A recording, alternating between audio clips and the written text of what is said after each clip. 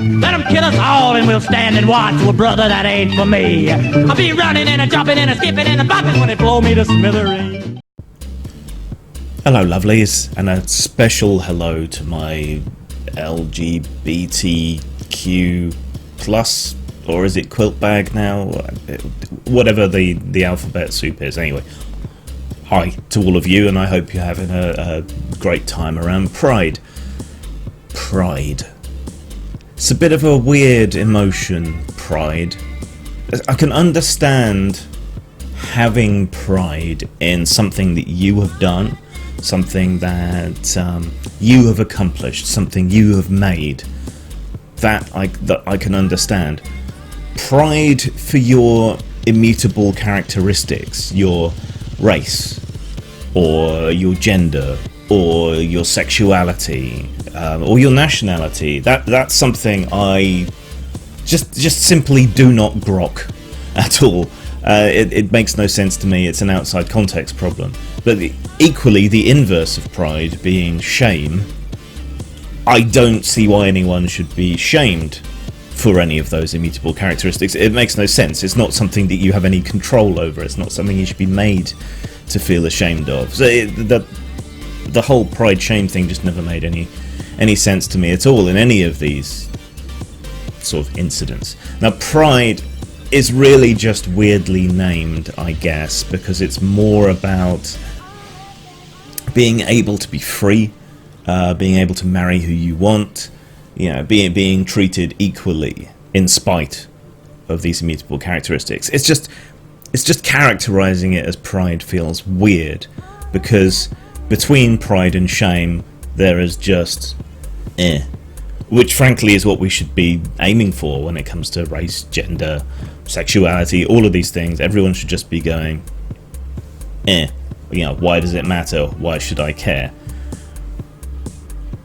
There is a problem, though, that I am seeing increasingly. For a very long time, we have been seeing certain right-wing traditionalist types decrying that gays and trans people and so on are getting rights on the basis of the idea that this somehow constitutes a slippery slope, and suddenly everyone will be marrying a horse or having sex with a toaster or whatever else it might be, as though this somehow legitimizes what I think we could safely, genuinely call deviant behaviour. But, you know, if that's what you're into, knock yourself out. Because as far as I'm concerned, apart from the horse, because the horse cannot consent. But there's a flip side to that, just as shame is the antonym to pride. There are people who hold certain, I think we could agree, deviant attractions, who take the legitimization of the LGBT community as being a flag to them that they too can become legitimate and legitimized and accepted. And I'm speaking here primarily about zoophiles and paedophiles. There goes my monetization. Zoophile. It's such a shame that is someone who wants to fuck animals, isn't it, really? If zoophile was someone who was attracted to zoos, I think that might be rather sweet. Oh, cage me, daddy. Change my bedding. Put down some fresh straw. That would be kind of fun. But no, it's people who want to fuck animals. And paedophiles, well, we all know what those are. And in neither incidents can the subject of their ardour give meaningful or informed consent. Children aren't mature enough. Animals don't have the mental capacity to do so outside their own species. So they're taking that slippery slope argument of the traditionalists and the right and the religious extremists, and they're giving it air and giving it legitimacy by using the legitimization of the LGBT community to argue that they should be accepted. You know, they come up with all these cute little acronyms like NAMBLA, map, which is minor attracted person, and no map, which is no contact minor attracted person, as though somehow broadcasting your proclivity and your determination not to succumb to it, puts anyone at ease at all. Really, I mean, I have a certain degree of sympathy for people with fetishes and so on, even to the degree of deviance that we're talking here. They can't necessarily help what they are and what they're attracted to, but that's as far as it goes, right? They still represent a danger to children and animals, and so we need to worry about them and control them to an extent for the safety and security and innocence of everyone else around them and everything else around them in some cases. So while I'm sympathetic and think they should be given mental health and so on assistance, that's really as far as it goes, because the safety and well-being of the child or the animal has, I think, to come over someone's desire to get their rocks off. So I would just caution the LGBT community to really stand guard against these entryists and what they're trying to do, and the legitimization that they're giving to the far right, the traditionalists, the evangelicals, and so on. Now, as happens every year, some card has decided to bring up the idea of a straight Pride Month. So, on the one hand, right, an ideal of fairness, a desire to see everyone get a fair shake, a desire for equality, would suggest and even dictate that if gay people get a parade and to be proud of themselves, then straight people should. Just as if black people get parades and marches and a right to feel proud of themselves and special days and so on dedicated to them, then so it goes for each and every other race. Of course, the context is different, and of course I believe that the end result of this all should be just meh, who cares.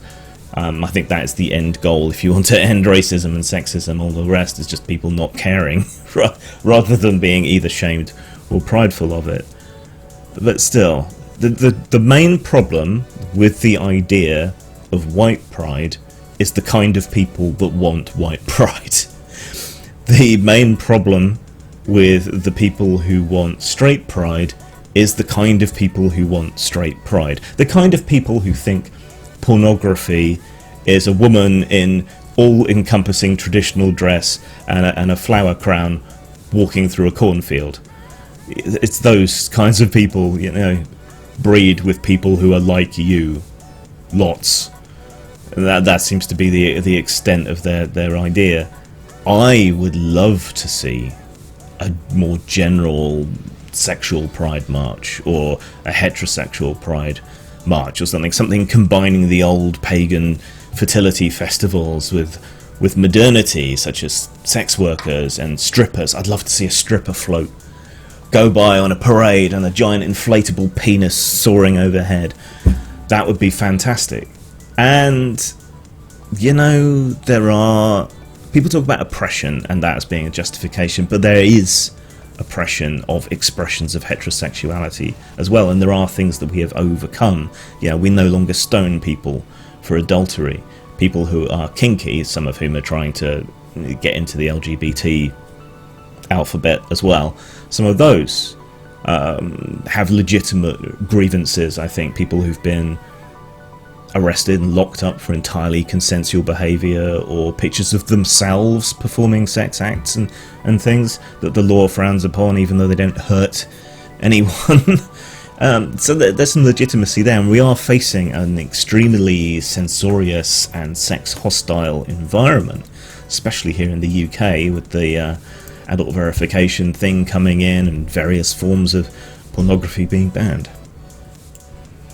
But anyway, like I said, while there is a legitimate case for such a thing, it's not being made, and the kinds of people demanding these kind of things tend to be pretty awful.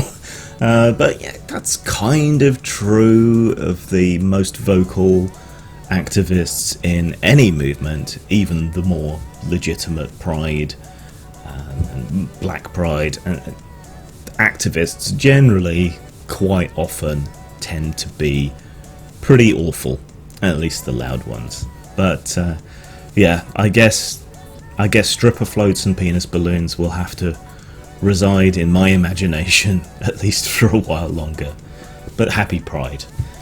Can we have a meh month instead at some point, where everyone just stays home and doesn't care? That would be fantastic. Zang.